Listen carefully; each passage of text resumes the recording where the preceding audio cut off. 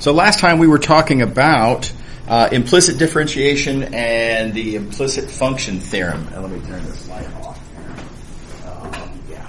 So I'm going to start now with this last example and then kind of make some references back to things we did last time. Suppose we have this surface described by that equation. We're looking in the, locally near this point 1, 2, 3, and the question asks, what is this partial derivative, partial of x with respect to z? Okay, very first thing I want to say is, based on what I have underlined, ignoring this part here, in other words, right, which we'll come back to in a moment, based on just what I have underlined in green, we have no reason to believe that x, this thing whose partial derivative I've been asked about, I have no reason to believe that it's actually a function. Right? You look at how it shows up in this algebra up here, it's a variable in an equation. That doesn't necessarily mean that it's a function. And again, it has to be a function in order to be able to take a derivative of it. So we have this question of how do I know that x can be treated locally as a function? Well, in this case, because the question says so, x can be treated locally as a function. The reason I put that in this example is because for this surface, near that point, we've already established that x is locally a function. That was the question in this first example that we did. It was one of the last examples we did last time. Right. So, in general, and I wrote this. I wrote about this in the email that I sent Wednesday afternoon. If you find yourself looking at a question where they ask you to compute a partial of something that has not been given or in any other way established to be a function of the other variables, step one, you have to do what we already did back here. You have to, step one, address the question of whether it is a function of the other variables.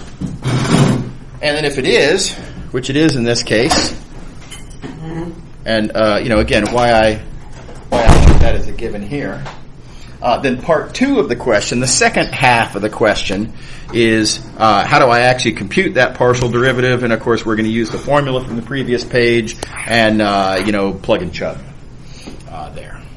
Okay, so two-part questions typically, right? And the way it showed up in the examples here in the notes tends to take it. These two examples are taking a standard example and breaking them up into two chunks. One. The first half, which again, by the way, worth about half of the points typically on an exam, is how do you even know x is a function in the first place? And the second part, given that we've established that it's a function, how do you compute its derivative?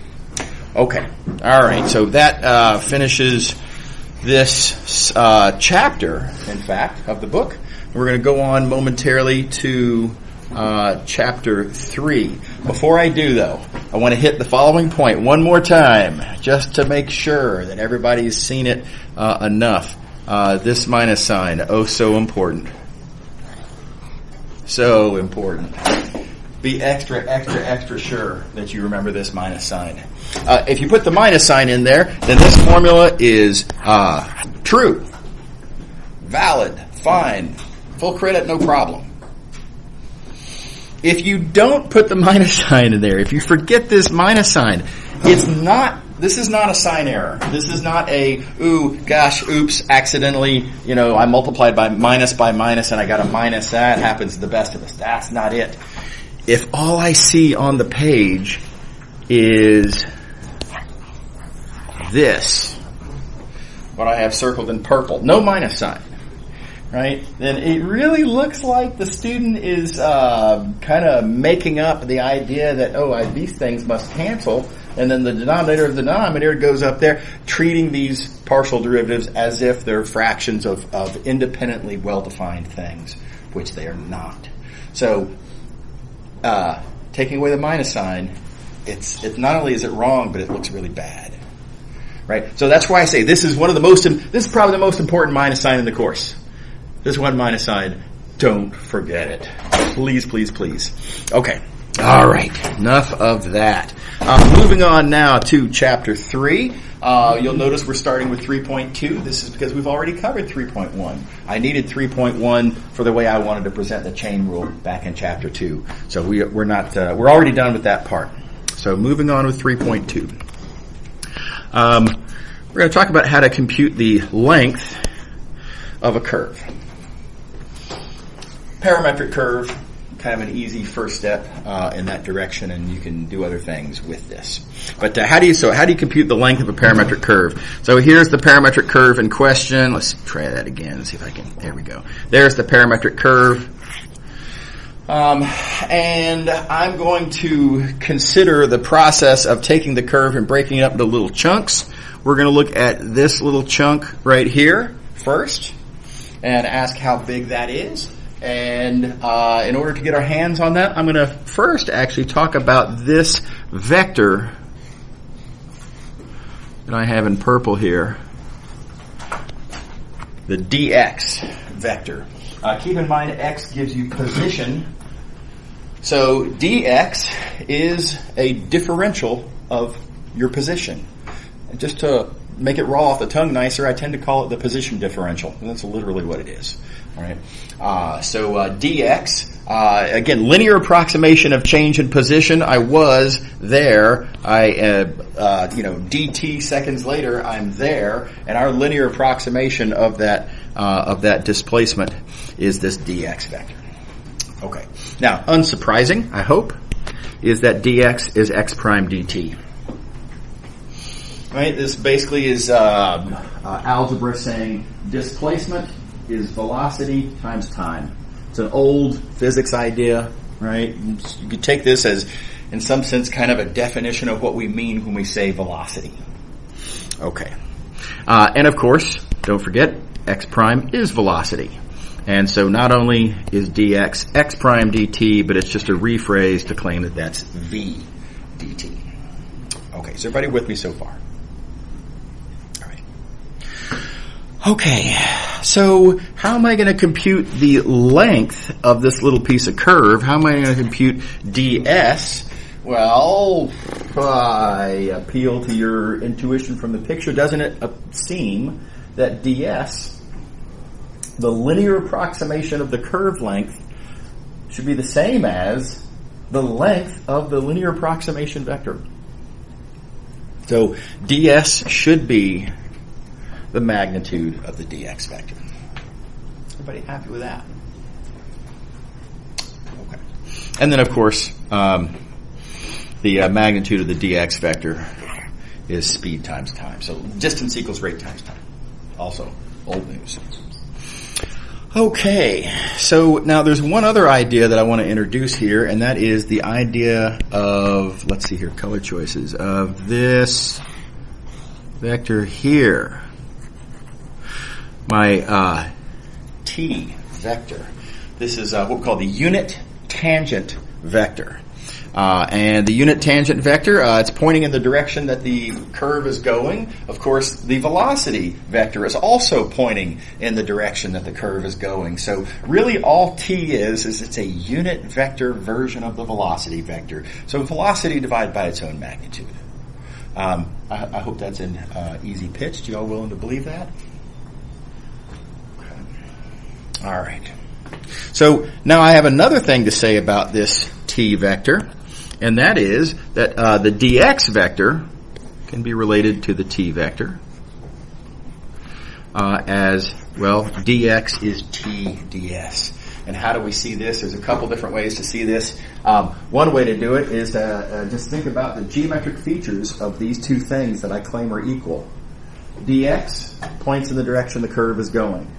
T points in the direction the curve is going. These two vectors, whether they're equal or not, these two vectors point in the same direction.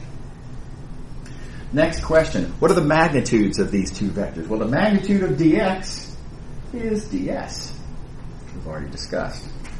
What's the magnitude of t times ds? Well, t being a unit vector, the magnitude is ds. So these two vectors, these two expressions here have the same direction and the same magnitude. They look like a duck and quack like a duck. They're ducks. Does that make sense? Everybody happy? if you want to take a more algebraic way of thinking about it, let's see here. So t being that, ds being this, t times ds, t times ds is that times that, and then the magnitude of v, numerator there, denominator here, they cancel, you get v dt, which is dx. So, whichever one of those points of view you like better, they're both good, take your pick. All right, how are we doing? Is everybody with me? Okay, so most of the work here is done at this point. We wanted to compute the overall total length of a parametric curve. We just got through talking about a single little piece of curve. How do you compute the length of a single little piece of curve? Well, we've got formulas up there. Among them are that ds is speed times dt. You want to compute the total. Then you're going to add up over all of these little pieces, and so you're going to take an integral then, and adding up all those little ds's gives you the total length s. So we have therefore a formula that we can use. This formula right here computes the length of a parametric curve. Here's an example. Parametric curve given here. All right. This formula says we're going to look at the magnitude. Don't forget, magnitude is the square root of the sum of the squares. The magnitude of the velocity. The velocity, keep in mind, is the derivative of position. Right? So magnitude of velocity, but here you go. You get this integral right here. And I'm not going to compute that integral because it's a hard integral. And sadly, that is all too common when you're trying to compute arc lengths. The integrals tend to be ugly because you can see right here in the formula for these integrals has a square root in it. And integrals with square roots in them tend to be hard. Okay. What do you think? Everybody okay? Yes? So does that mean in a problem like this we wouldn't be expected to probably integral? Yeah, unless it just turned out there are a few, like there's a homework exercise where the integral is actually doable because of some nice coincidences that happen. And I think I may have dreamed up an old exam question or two in the past where the integral is actually doable.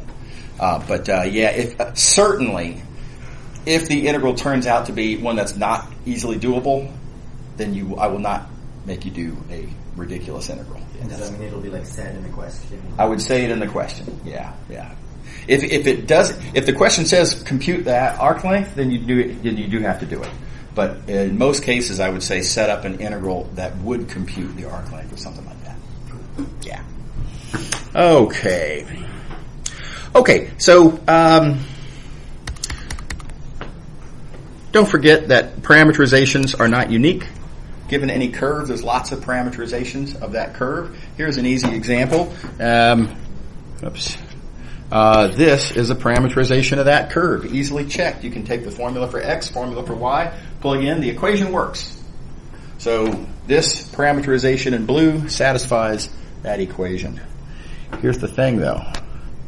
This parameterization here in green, now that's a different formula from the blue parameterization, right? Different parameterization, and yet it also satisfies that equation.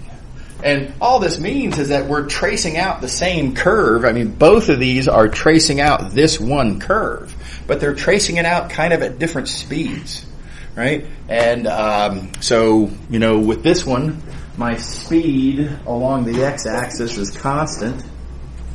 Along the y-axis is different, but along the x-axis, the speed is just constant. Here, my speed along the x-axis is not constant. I'm moving faster, and then I'm moving slower, and then I'm moving faster again. So it's the difference between drawing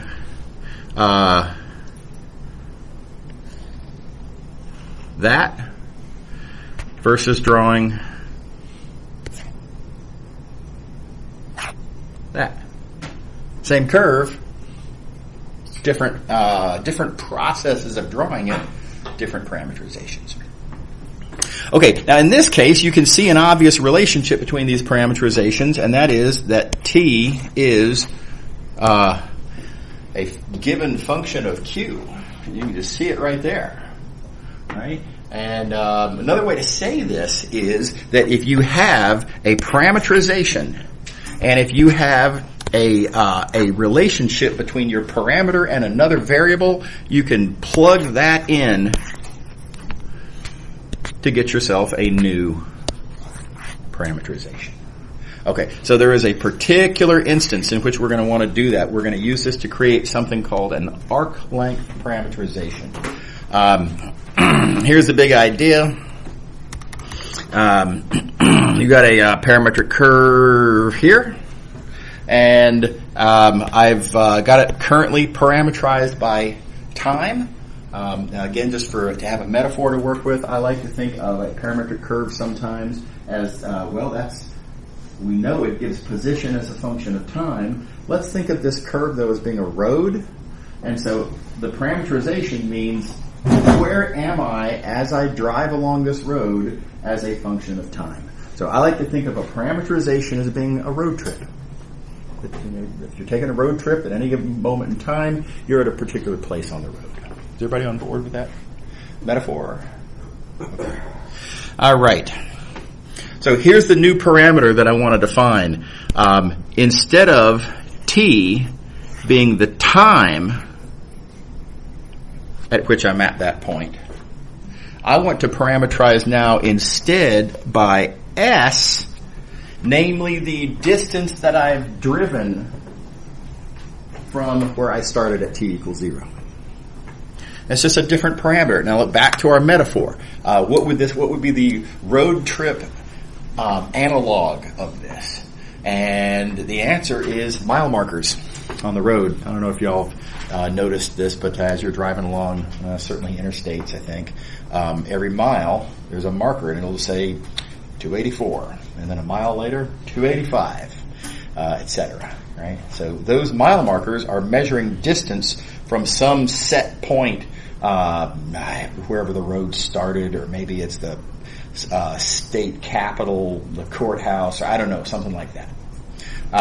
So if you think about it, then mile markers are a parameterization of the road that has nothing to do with time, right? Mile marker 268, maybe right there. Well, 1 mile later, mile marker 269, etc. On down the road. So distance, the mile marker, is the parameter in that case. And so how would I find the relationship between my time parameter from my road trip and my s parameter from the road itself? We compute that distance, s. And it's a formula from the previous page. And notice that the upper bound, I'm computing this arc length from my starting point to my current point. So t is my upper bound for that integral. So when I write down the length integral, this arc length integral, I can't use t for my dummy variable, right? That was the variable that I had back here when I wrote this down. Everything's written in terms of t. Well, you don't have to use t. Dummy variables are arbitrary. Here I can't use t as a dummy variable because t is already serving as a bound. Right?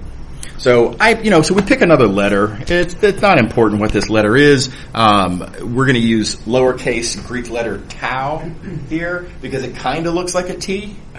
Right? So it's smacks of time in the sense that I'm imagining time passing in between 0 and t without actually creating a confusion of variables.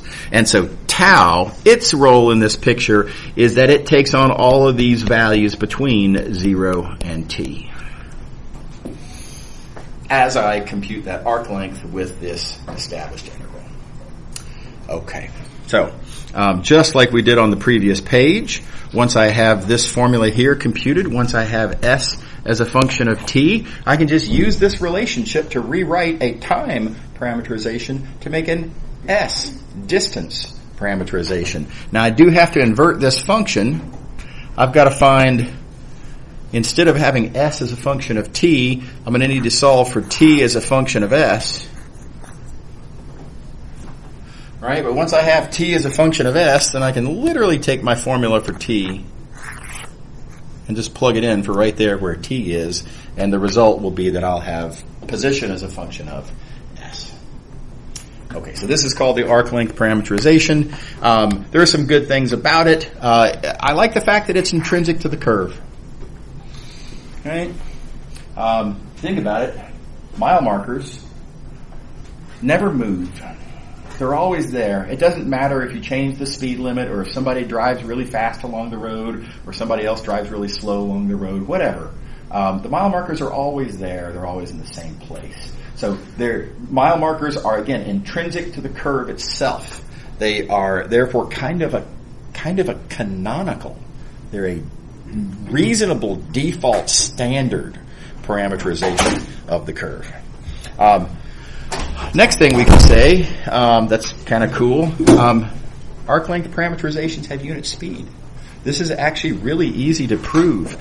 Here's the chain rule as applied to thinking of position as a function of s, which is a function of t. Write down the chain rule for that little diagram. You get this.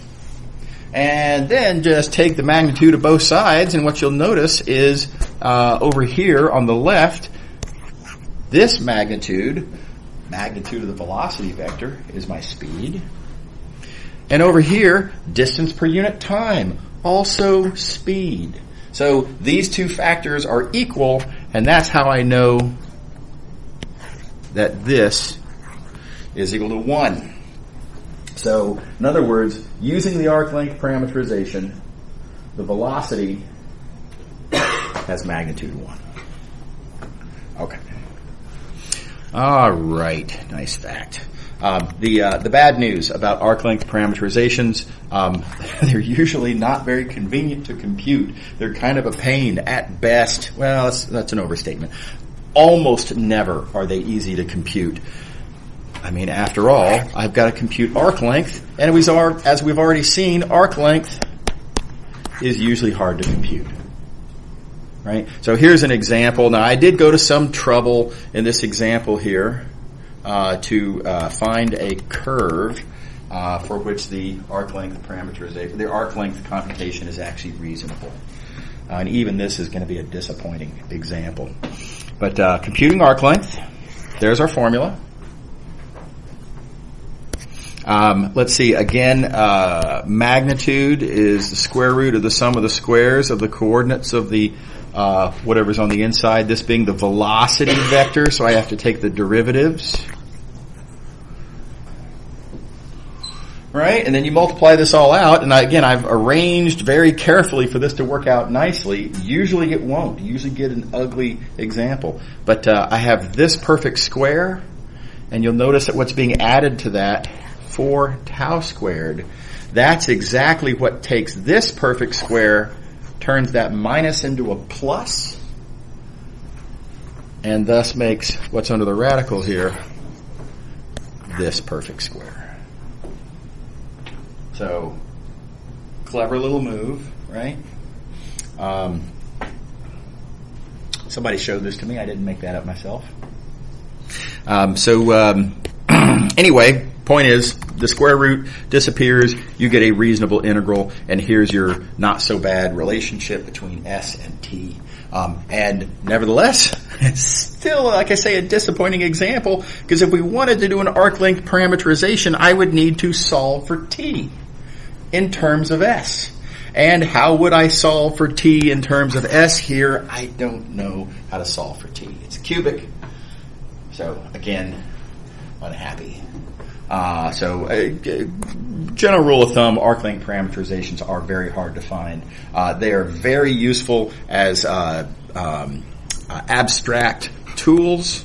If you're trying to prove theorems about curves, very often we would just say, let's assume the arc length parameterization, and then we go from there, and then things just work out easier.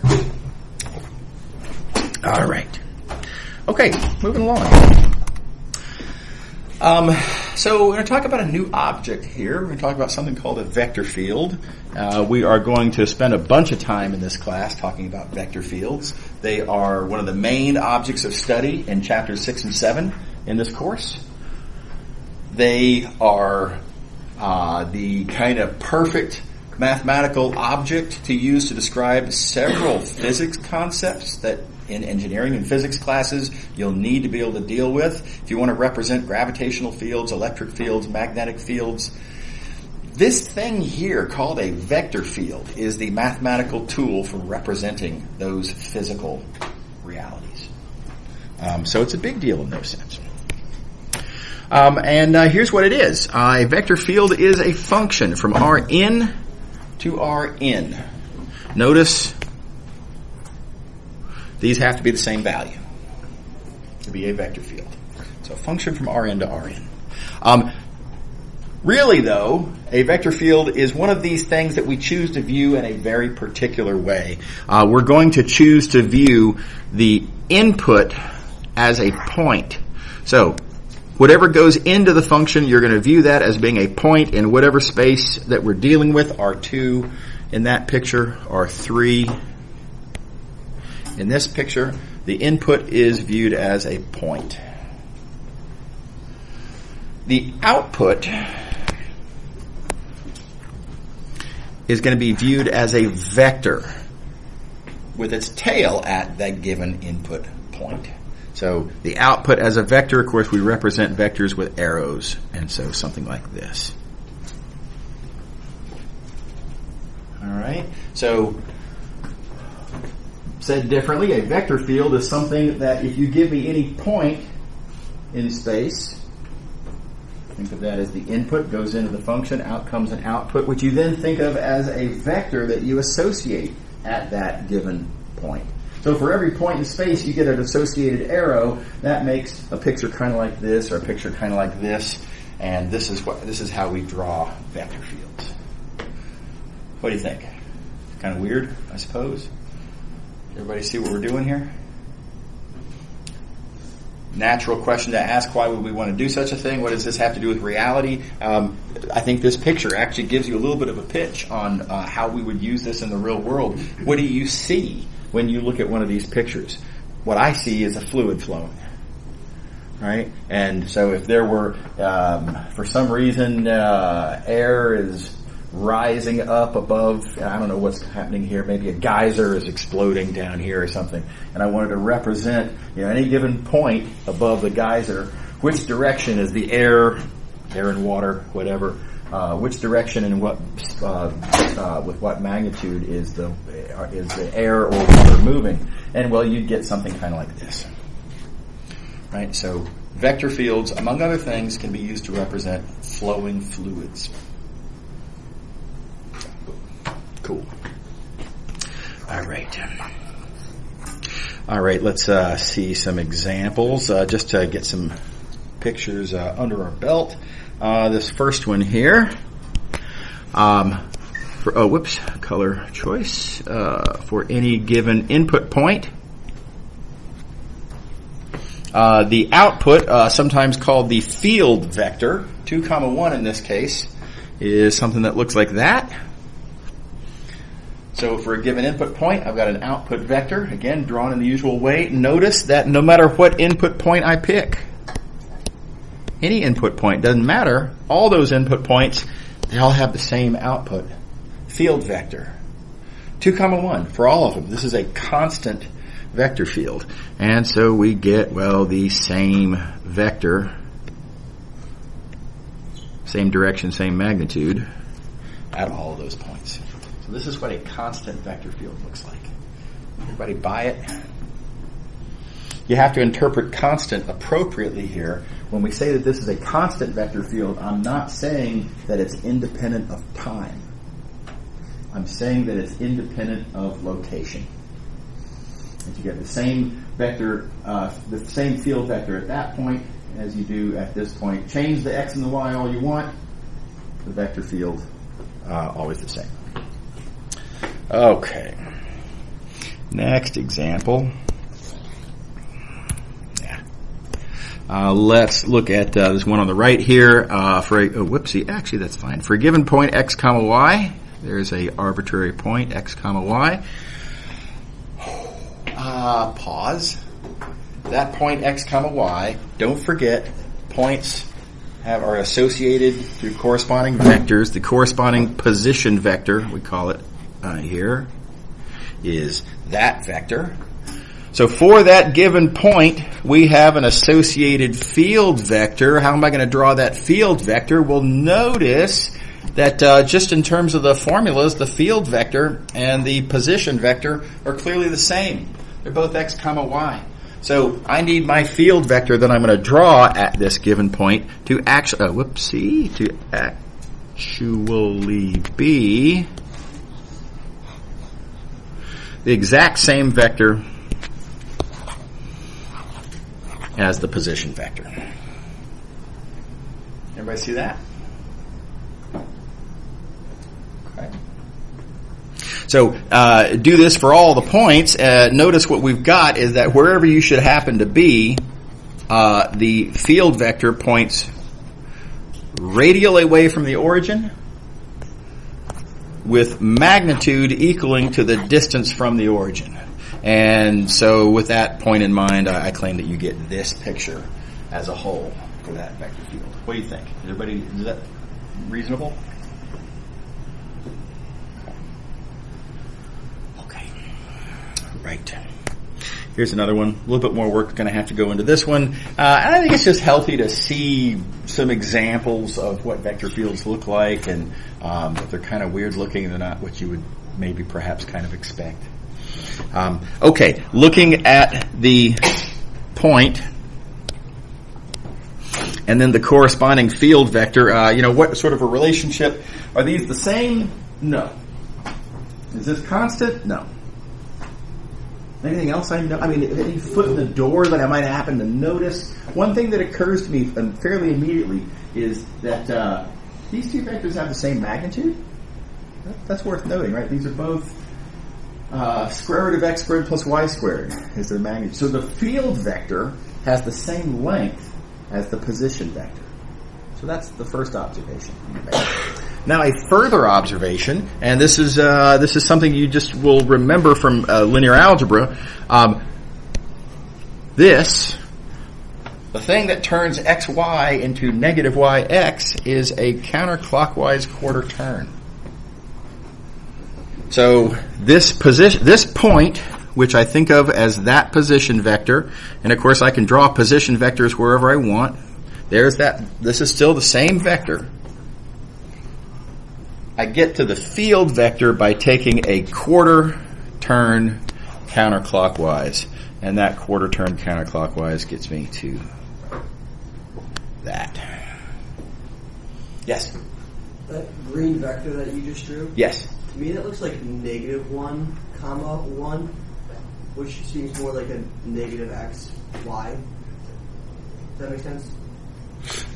Well, the problem is, the point that I've picked here, looks like it's about 1, 1, which I think is what you're working off of, which makes x and y look exactly the same. So it's kind of a little harder to tell which is which. But think about a different point where you might do this same thing. Let's think about this point right here. For example, that point has x equals 1 and y equals 0. And the resulting field vector that I'm claiming here, you can see is 0, 1. Oh, okay. See what I'm saying? Y is an extra switch from the... Do what now? Okay, I'm good. Okay, yep. Yeah. So another way to see this, by the way, is just recall that you have linear algebra tools that will allow you to quantify exactly how to execute a quarter turn counterclockwise, right? And recall we had something not entirely different from that on the midterm on Friday. One of the earlier questions, there was a rotation involved. And so I'm going to remind you again, I want to make sure everybody is good on how to understand certain kinds of geometric transformations, like rotations and reflections, etc. Recall that they are linear transformations. That linear transformations can be represented by matrices, that matrices can be understood by their columns, and that those columns are the images of the standard basis vectors. And so making an argument about what, for example, does a rotation, what does a quarter turn counterclockwise do to the standard basis vectors, that'll give you your columns, that'll give you your matrix. You apply that matrix to x comma y, and you'll get negative y comma x. So make sure that you can do that. Again, that's linear algebra, that's prerequisite stuff. And if you are not sure how to do that, if you're uncomfortable with that stuff, come to office hours. I'll be very happy to walk you through it. And I want everybody up to speed on those tools. Okay, so moving along. Here's another vector field. This one is important for physics reasons as well. Gravitational fields, electric fields take this exact form, what we call a radial inverse square vector fields. And here's why we call it that. It looks like it's inverse cubed, but if you rewrite it like so, notice this becomes a unit vector right here. And with that representing the unit vector direction, you can see that as a magnitude, this is in fact inverse square, right? It's a reciprocal of distance squared. So inverse square radial, such as the picture that I have there. Do notice that these field vectors that I've drawn here point toward the origin, not away from the origin. That would correspond to this constant c just being negative. All right. Okay. So here's another example of a vector field. Gradients. Right? Now we've seen gradients before. We know that gradients point uphill on the graph. And old news, nobody said anything about vector fields when we were talking about gradients. We didn't know what a vector field was at the time. But now we can. We can make the observation that if you have a real valued function and you take the gradient, that gives you not just a vector, this gives you a vector that can be determined at every point in your domain. For any point x comma y, this gradient formula gives you the associated gradient vector at that point. So, again, it's we didn't notice it at the time, not that we should have, but conveniently an entire category of vector fields. Okay, how are we doing? Everybody all right? A little foreshadowing for you. It turns out that these are not only vector fields, these are a very special category of vector fields. And I'm not going to say what's special about them. That's going to be a big topic of discussion in chapters 6 and 7. But just, something to keep an eye on. Gradients are particularly nice vector fields. They're important vector fields.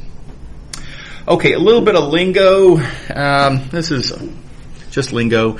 But if you have a real valued function, you can apply this operator called the gradient operator, right? And the result, as we've just discussed, is a vector field. And no surprise, I presume that we call this the gradient of the function little f. Well, of course it is.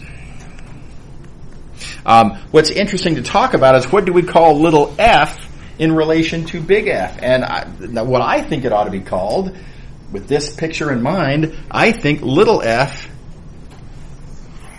should be called the anti-gradient of big F. Right? Because, if you've got this green thing and you apply the gradient, well, then the result is called the gradient. Well, of course it is. If you've got the blue thing and you go backwards through the gradient arrow, well, anti-gradient. It's just like with antiderivative. Right? So, to me, this is extremely natural language. It's hard to argue with. I have a strong preference myself for calling these things anti-gradients. That said, I want to recognize that this is not the most common term. So heads up, this will very regularly be called the potential function in many, maybe most other contexts.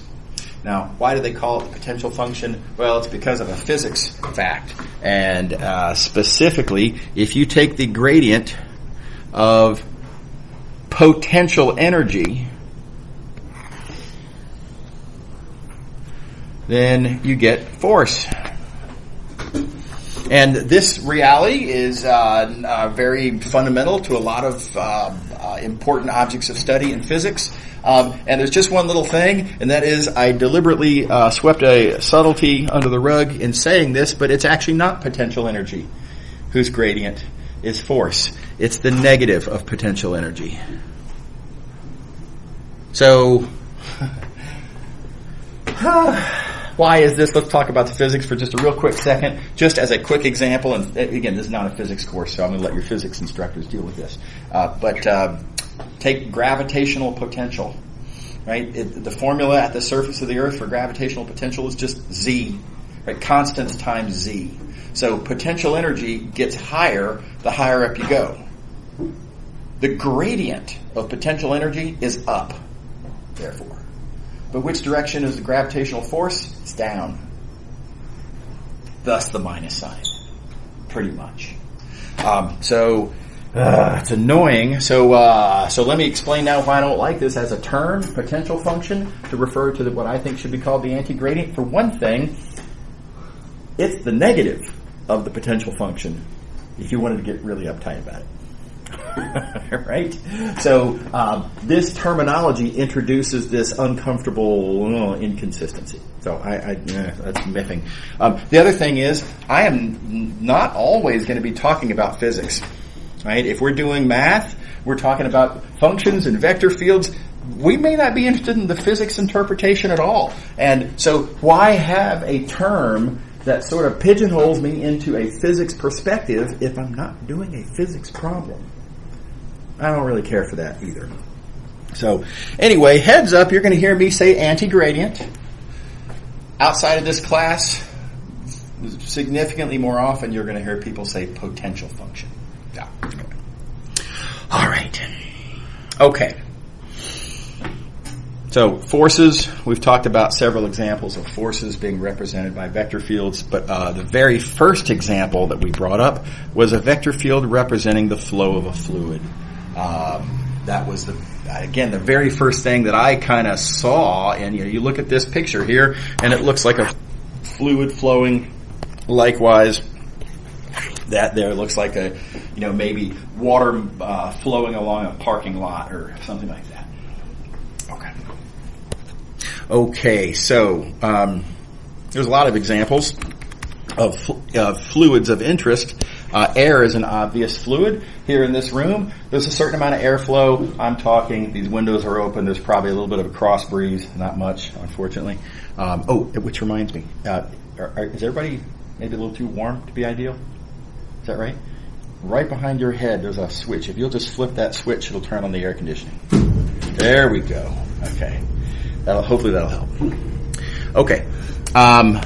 Other examples of flows of fluids in the three-dimensional world. And I like to point out, you can also think of two-dimensional fluids, kind of, sort of. Technically, of course, anything that we see in the physical world is technically three-dimensional. But if you are looking at how water flows on the surface of the Earth, it stays on the surface. So why view that as three-dimensional? It's kind of two-dimensional. It's easier to understand it sort of two-dimensionally. Ditto animal migrations. Now, it's weird to think of animals as being a fluid.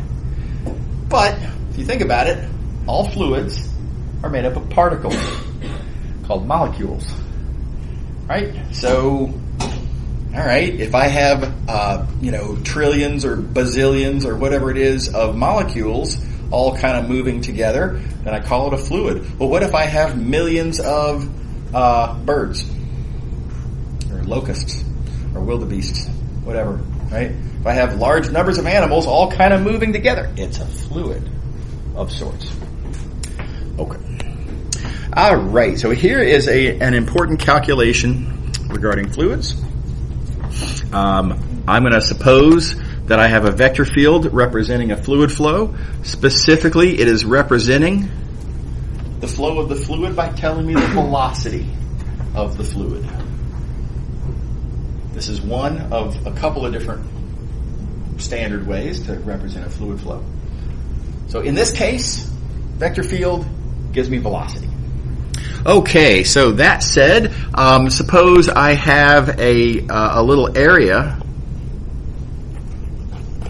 You know what I'm going to do? I've got a little area here. And I want to know, by the way, also, I want to talk about this normal vector to that area to help me understand how that area is oriented. So there's a difference between an area arranged like this versus an area that may be sitting in space or just oriented in a totally different way. This unit normal vector is a way of keeping track of how my area is oriented. So, reasonable question. If I've got a vector field representing fluid velocity, such as this, I could reasonably ask, as the fluid flows, according to this, as the fluid kind of is moving through this area like that, in some given amount of time, delta t, how much fluid, how much volume per unit time is actually flowing through my area? Everybody see the question?